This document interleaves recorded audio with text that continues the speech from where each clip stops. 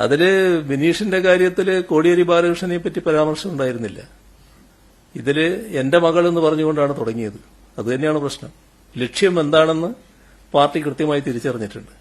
അതിന്റെ മറ്റു കൂടുതൽ കാര്യങ്ങളിലേക്ക് ഞാനിപ്പോൾ പോകുന്നില്ല കേട്ടോ. ഞാൻ പറഞ്ഞല്ലോ കൂടുതൽ കാര്യങ്ങൾ കോടതിയിലല്ലേ, അതിരിക്കട്ടെ, നമുക്ക് നോക്കാം.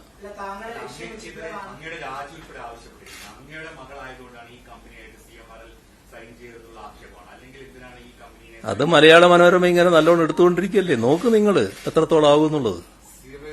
ഇനി എന്നെ അത് ബാധിക്കുന്ന കാര്യമല്ല.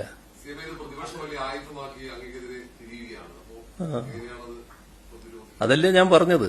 അതിന്റെ അകത്ത് ഞങ്ങൾ അത്ര വലിയ ഗൗരവമായിട്ട് കാണുന്നില്ല. അത് കോടതിയിലുള്ള കാര്യമാണ്. കോടതിയുടെ വഴിക്കങ്ങ് നീങ്ങിക്കോളും കാര്യങ്ങൾ. നിങ്ങളത് ആലോചിച്ച് വല്ലാതെ ബേജാറാവണ്ട.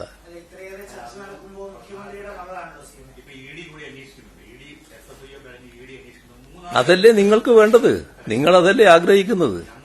നിങ്ങളെന്ന് വെച്ചാൽ മലയാള മനോരമ അതല്ലേ ആഗ്രഹിക്കുന്നത്. അതാണല്ലോ ഉദ്ദേശിക്കുന്നത്. നടക്കട്ടെ. നിങ്ങളെ ആഗ്രഹം എത്രത്തോളം എത്തും നോക്കാം നമുക്ക്. ഇല്ല എന്നാ ഞാൻ പറഞ്ഞത്. അത് കോടതിയിലുള്ള കാര്യമാണ്. ഞാനിപ്പോ ഒരു വിശദീകരണത്തിനും പോകുന്നില്ല.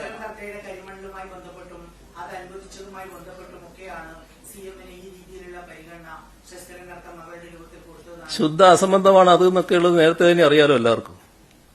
ഏതെങ്കിലും തെളിവുണ്ടോ അത്തരം കാര്യങ്ങൾക്ക്? നിങ്ങൾ എന്തെങ്കിലും അസംബന്ധം പറയാൻ വേണ്ടി പത്രസമ്മേളനം ഉപയോഗിക്കരുത് കേട്ടോ. ഞാൻ പറഞ്ഞ ഒട്ടേറെ കാര്യങ്ങളുണ്ട്. ഈ നാടിനെ ബാധിക്കുന്ന ഒട്ടേറെ കാര്യങ്ങളാണ്. അതിനെപ്പറ്റി യാതൊന്നും നിങ്ങൾക്ക് പറയാനില്ല. നിങ്ങൾക്കിപ്പം എന്റെ രാജി വരുമെന്നാണ് നോക്കിയിട്ടുണ്ട്. അതിങ്ങനെ മോഹിച്ചു നിൽക്ക്. അത്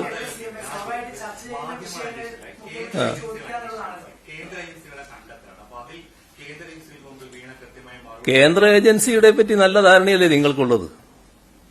ആ ധാരണയും വെച്ച് നടക്കുന്നതാണ് ഞാൻ പറയുന്നത്. അത് കോടതിയിലുണ്ട്. കോടതിയിൽ കാര്യങ്ങൾ നടക്കട്ടെ.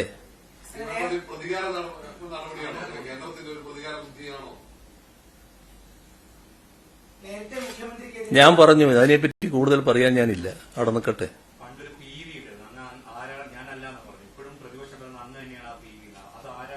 അത് അവർക്ക് അതിനകത്ത് പലരെയും പേര് പറഞ്ഞിട്ടുണ്ടല്ലോ. ആ പറഞ്ഞ പേരുകളിൽ ചില വ്യക്തതകളുണ്ട്. ആ വ്യക്തതയുള്ളവര് അവരവരുടെ പാർട്ടിയിലെ എതിരാളികളാണ് എന്നുള്ളത് കൊണ്ട് അവരെ ഒന്ന് വകവരുത്താം ഈ അവസരം ഉപയോഗിച്ച് എന്ന് ഉദ്ദേശിക്കുന്ന പലരുമുണ്ട്. അതിന് ഈ PV എടുക്കുന്നുണ്ടാവും കേട്ടോ. അതൊന്നും എന്നെ ബാധിക്കുന്ന കാര്യമല്ല. നിങ്ങൾക്കതൊന്നും മനസ്സിലാക്കാൻ കഴിയാത്ത കാര്യമല്ല. പക്ഷെ നിങ്ങൾ അതൊന്നും മനസ്സിലാക്കിയ ഭാവം നടിക്കൂല എന്ന് മാത്രം. അതേ ഉള്ളൂ.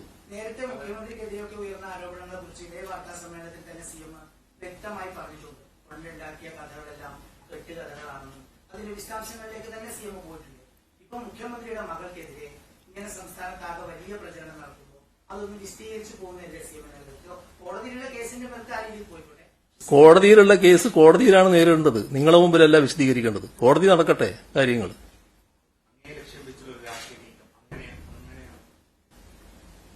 അങ്ങേ ലക്ഷ്യം വെച്ചുള്ള രാഷ്ട്രീയ നീക്കം എന്ന് വെച്ചാൽ മലയാള മനോരമ ഇടയ്ക്കല്ലേ നടത്തുന്നത്.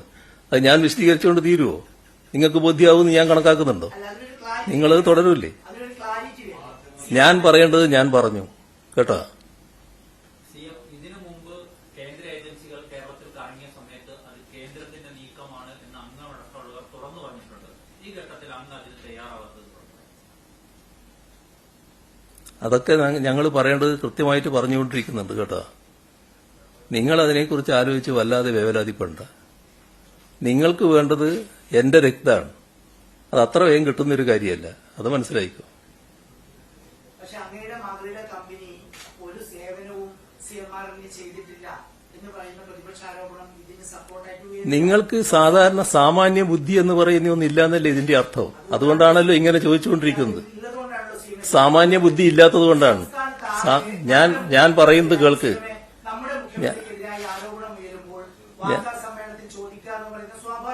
അത് ഞാൻ ചോദിക്കുന്നത് നിങ്ങളുടെ സാമാന്യ ബുദ്ധിയെക്കുറിച്ചാണ്.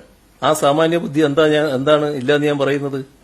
ഈ പറയുന്ന കാര്യം കണ്ടെത്തിയത് എവിടുന്നാണ്?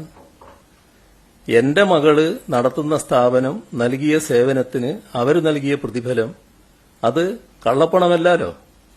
അത് റെക്കോർഡ് അനുസരിച്ച് വന്നതല്ലേ. അതിന് കൊടുക്കേണ്ട ഇൻകം ടാക്സ്, അതിന് കൊടുക്കേണ്ട GST ഇതെല്ലാം കൃത്യമായി കൊടുത്തു കഴിഞ്ഞല്ലേ. അല്ല രേഖപ്രകാരമുള്ളതല്ലേ. നിങ്ങൾ ആരെങ്കിലും അത് കാണുന്നുണ്ടോ? നിങ്ങൾ ആരെങ്കിലും എന്നല്ല, നിങ്ങൾ കാണുന്നുണ്ടോ? അത് മറച്ചു വെച്ചുകൊണ്ടല്ലേ കാര്യങ്ങളൊക്കെ പറയുന്നത്. ഏതെങ്കിലും പുതിയ കണ്ടെത്തലുകൾ ഇതിന്റെ ഭാഗമായിട്ടുണ്ടോ? അത് വെച്ചുകൊണ്ട് നിങ്ങൾ നൽകാത്ത സേവനത്തിനാണ് പ്രതിഫലം എന്ന് പറഞ്ഞുകൊണ്ടാണല്ലോ പ്രശ്നങ്ങൾ ആരംഭിക്കുന്നത്. നൽകിയ സേവനമാണെന്ന് കമ്പനി പറയുന്നു, നൽകിയ സേവനത്തെപ്പറ്റി മംഗളുടെ കമ്പനി പറയുന്നു. ആ ഭാഗം മറച്ചുവെക്കില്ലേ? എന്താ അത് മറച്ചുവെക്കുന്നത്? അവിടെയാണ് ഇന്നയാളുടെ മകൾ എന്ന പ്രശ്നം വരുന്നത്. അതാണ് ഞാൻ പറഞ്ഞത്, അത്ര വേഗമൊന്നും അത് അവസാനിക്കില്ല എന്ന്. ബാക്കി കാര്യങ്ങൾ എന്തെങ്കിലും ചോദിക്കാനുണ്ടോ? ലഹരിയുമായി ബന്ധപ്പെട്ട വിഷയത്തില് വലിയ തരത്തിലുള്ള തിരിച്ചടിയാണ് ഈ സംസ്ഥാന സർക്കാർ നേരത്തെ നടത്തിയ നിയമപോരാട്ടത്തിലൊക്കെ ഒരു വിജയമാണ് തമിഴ്നാടിന്റെ ഹർജിയിൽ ഉണ്ടായിട്ടുള്ളത്. തമിഴ്നാടിന്റെ ഹർജിയിൽ നല്ല വിജയമാണല്ലോ ഉണ്ടായത്. അത് അവിടുത്തെ മുഖ്യമന്ത്രി സ്റ്റാലിൻ പറഞ്ഞതുപോലെ നമ്മുടെ എല്ലാ സംസ്ഥാനങ്ങൾക്കും ഉണ്ടായ വിജയമാണ്.